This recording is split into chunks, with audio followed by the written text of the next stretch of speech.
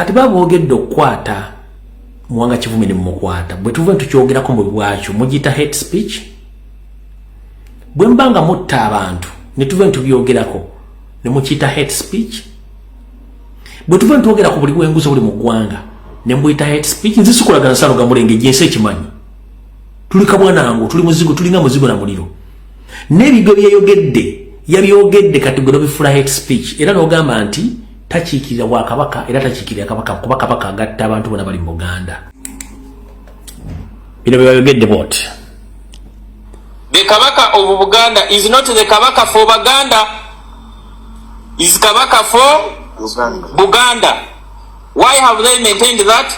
Because they do not want to divide people in Buganda. Whoever is in Buganda, including this Mukidi here, is Muzana wa Ssaabasajja.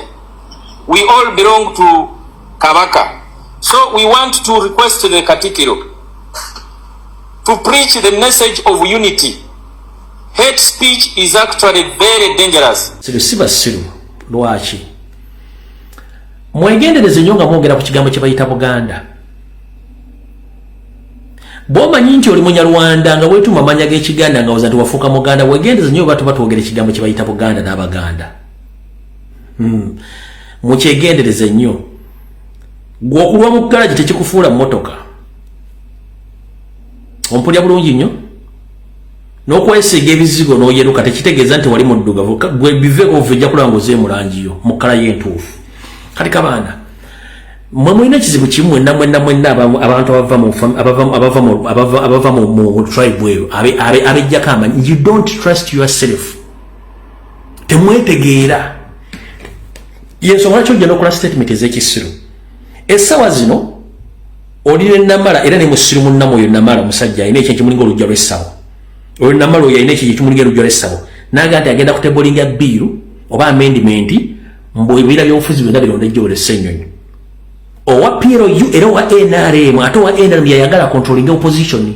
Kati mwe temulabanga mukole bukozi nti mujjewo constitutional parliament mugijje mufuuke kuba temwagala opposition. Constitutional you are nowhere even near to comment on any political statement in Uganda. First and foremost, your top boss is a thief, is a murderer, he's a kidnapper. You yourself the same person who's talking in public. You are a criminal. You don't have history in Uganda. The entire team of yours,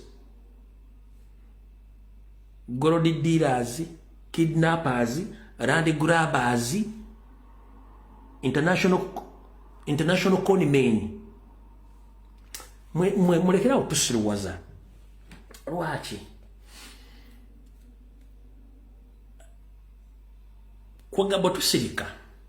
Ne tubaleka ntuba tunuulira muyinza okulooza nti bannayuganda basiru si basiru. Lwaki? Mwegendereze nnyo nga mwogera ku kigambo kye bayita Buganda. Bw'omanyi nti oli Munyarwanda nga weetuma amanya g'Ekiganda nga oza nti wafuuka Muganda, weegendereze nnyo batu batwogera ekigambo kye bayita Buganda n'Abaganda. Mukyegendereze nnyo. Gwe okulwa mu ggalagi tekikufuula mmotoka.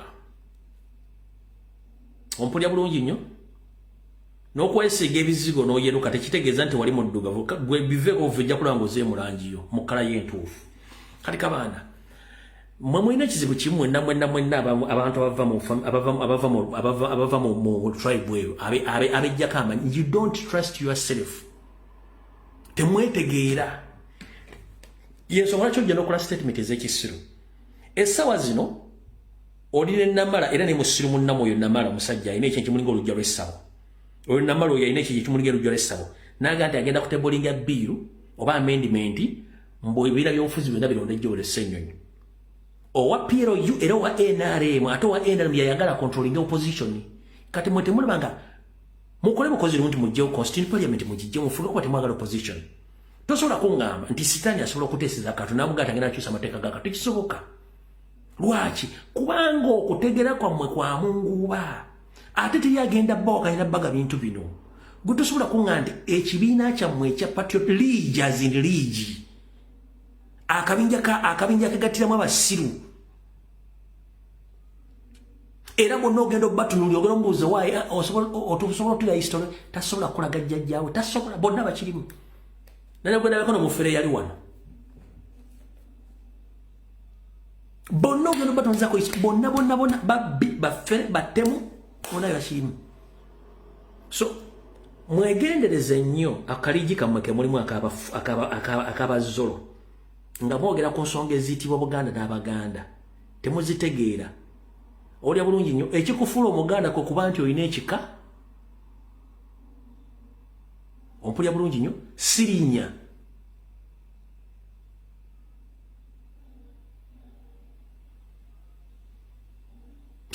nti nze Kabanda nno Kabanda gwa nesobola okutambula ng'Omuganda tosobola tolina kijja kya kitaawo tolina kijja kya jjajjaawo nojja noyogera gwe ekikubeeza mu Buganda kikufa nti oli Muganda no Buganda is for Baganda and Buganda land belongs to Baganda yensonga lwaki ffe tetuzunga Baganda tugenda tumungeeta mu bitundu ebintunoonya ttaka no tubeera waffe mutusanga